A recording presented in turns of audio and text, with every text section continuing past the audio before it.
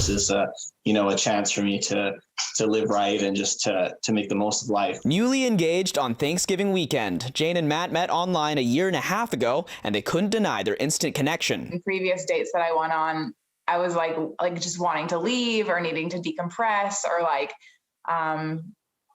take a break from talking to a stranger, and I just really enjoyed talking to Matt. But early on, Jane was left wondering when the communication suddenly stopped during Matt's weekend trip to Alberta last summer. No more of his characteristic long texts or social media posts from him and his travel mates. What gives? All of Sunday, I didn't hear anything, and then I went to my parents' house, and my mom happened to mention this Icefield bus crash, and I immediately freak out. And my dad was like, Jane, there's no way that he was on that bus. But he was. On July 18th, 2020, Matt and his two friends were headed down a steep decline in the Columbia ice fields at an unexpected speed.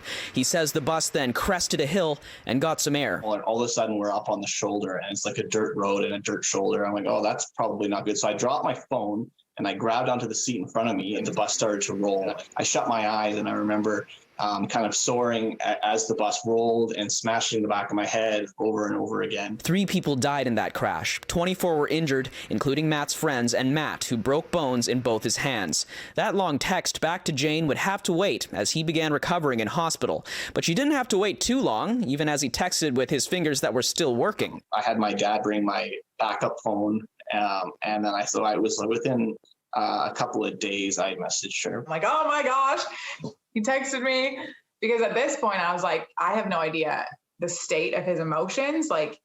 He might have absolutely no desire to talk to me. So that was nice. Jane and Matt continued to go on a number of fun dates from there, including a recent one on Thanksgiving Monday. We were biking and we went down to this beach that overlooks the Golden Ears Bridge, and Matt was being super quiet.